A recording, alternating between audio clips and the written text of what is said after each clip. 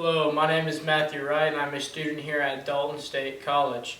Now today I'm going to be talking about breaking down an NFL defense, but what that means is I'm going to be talking about like who's all on an NFL defense, their roles, formations, and what they do as to contribute to an NFL team altogether.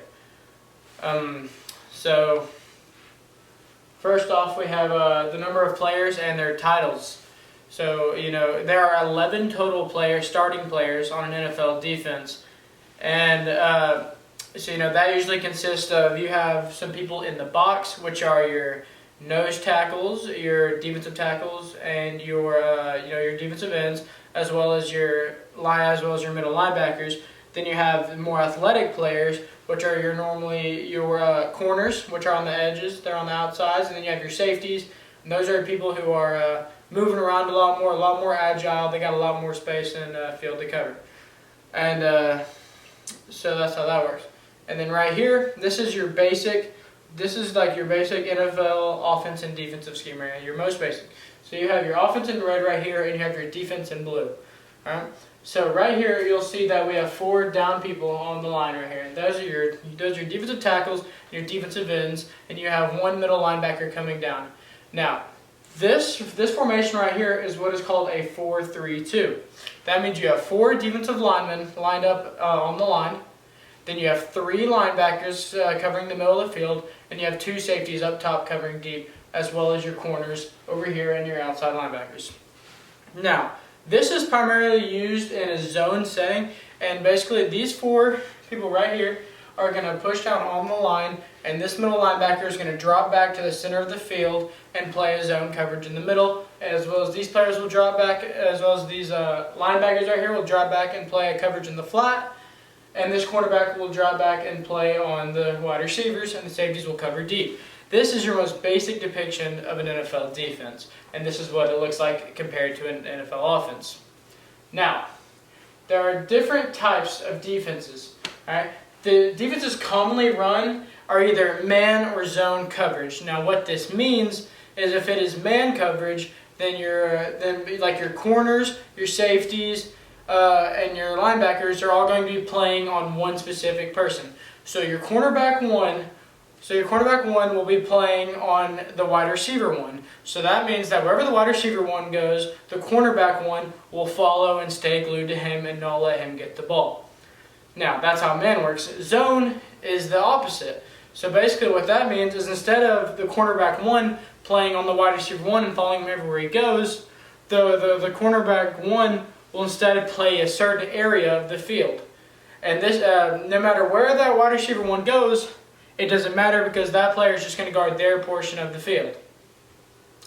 Now, the defensive fronts are very important for the D linemen. That's where they come into play. There are all sorts of different fronts. Now, as you can see, there's a 4-3, 3-4, 5-3, 5-2, a 6-2, and there's many more to talk about. But those are like your most commonly found fronts on an NFL defense, and those are very important for like run defense, pass defense, goal line stops. They have many different uses. Now, this right here this right here in the red up top, that is an offense. And this right here in the white is a defense. Now, as you can see, they're running a 4-3-2. So that means you have 4 defensive linemen here, here, here, and there. They are going to pressure the offensive line and put pressure on the quarterback. Their goal is to get to the quarterback and not let the quarterback get the pass off. Now, these are your linebackers right there, there, and there. There's 3, hence the 4-3-2. There's 4 down defensive linemen and 3 linebackers. That's the 3. Now, this guy right here is going to be dropped back and play a zone in the middle of the field, and he's going to cover anything in the shallows right here. So that means that if a wide receiver runs a slant, this guy's going to be there to pick him up. Now, these linebackers they have 2 options. They're either going to rush the quarterback off the edge, or they're going to draw back and cover the flats on coverage and zone coverage. Now, here are your 2 safeties. There's 1 there and 1 there. Their job is either to watch the quarterback and see where he's going to throw the ball, or it's to go pick up a man or pick up a zone. Now, there's two corners, one on that side and one on that side, off the screen. Their job is to play up on the wide receiver. Now, his job, this safety right here, depending on if that match, say that wide receiver is a lot faster than that corner is, then this safety will play behind that corner and pick up any, like say the wide receiver blows past the corner and the coverage is blown. This guy will play back and pick up that man just in case to allow no deep plays. And that's how a defense should work. Now, let's talk about pass coverage. There are all sorts of different types of pass coverages. There is cover 2, cover 3, cover 4, and cover 6. Now, as it all seems, it's pretty easy to understand. Cover 2 means that there are two safeties covering the deep halves of the field. So if you're looking at the field, say you're the quarterback about to hike the ball, all right? You have two safeties, one on your left, one on your right, covering the far sides of the field. Now, cover 3 is the same thing, except there are 3 safeties covering the deep. And, well, I say safeties, but they can be safeties or corners or safeties and linebackers. There's 3 defenders covering the far side of the field. Now, cover 4, also called quarters coverage, means that there are 4 defenders high. That means there are 4 defenders high and deep in the backfield. That means they are making sure that there is no deep plays getting through. And then the linebackers and the linemen are going to play a 3-4. So there'd be 3 down linemen and 4 linebackers. Now, cover 6 is a combination of cover 2 and cover 4. That's exactly how a sign sounds. You just combine them together.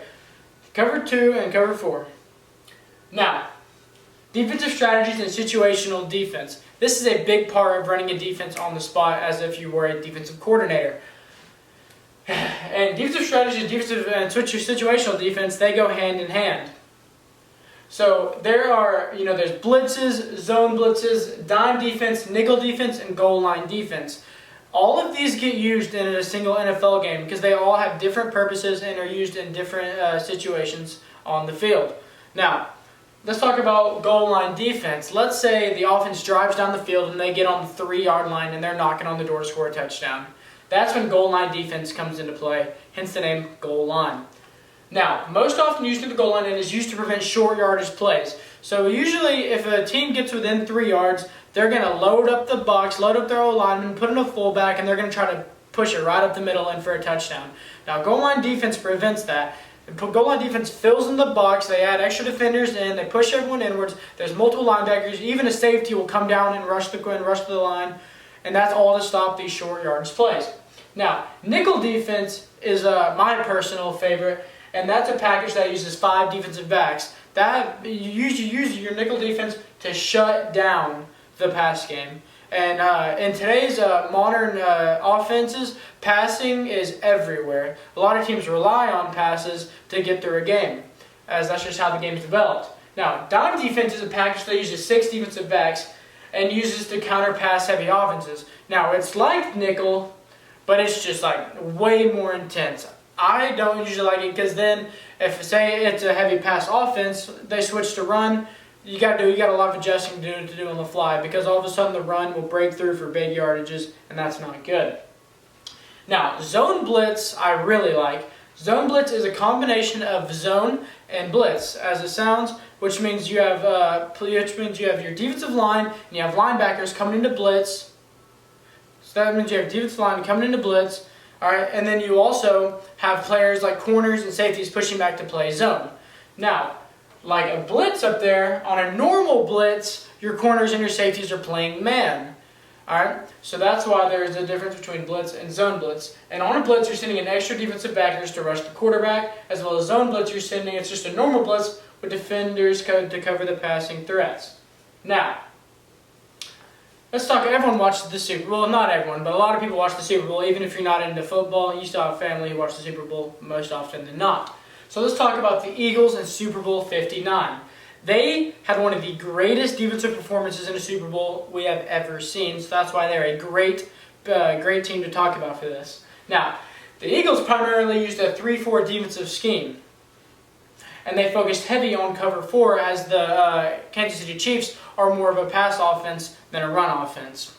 Now, The Eagles in Super Bowl 59 was a defensive masterclass. I mean, they had pressure on the quarterback, they had coverage on lockdown, they were a great team. Now, they have a very young team, but they mesh very well together and they cooperate together, which makes them a defensive masterclass.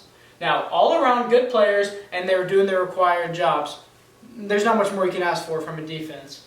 Now, it's possible they cannot have a good defense without pressuring the quarterback. And that's what I'm saying. So you can have a great corner, great safeties that are amazing at their job, but they can't run around forever chasing a wide receiver. So that's why you got to have pressure on the D-line to push the quarterback and make the quarterback throw the ball. Because if the quarterback can sit back there all day and let their wide receivers get free, then those receivers will eventually, get free and get open. So that's why pressuring the quarterback is huge, and that's what the Eagles did all game. Now, this right here is Cooper DeJean. He has been the talk of the town this whole NFL season. Now, he got drafted out of Iowa and became one of the centerpieces of the Eagles' defense. As young of a player he is amazing at his job. Now he's labeled as a corner, and a lot of people say that he can't play corner, he'd be safety, and that may be true because he's not a safety, but he's not exactly a corner either. That's what him right there. That's what you call a nickel. Now, so depending on where the offense gets the ball will either be on the left hash or the right hash, unless they start in the middle.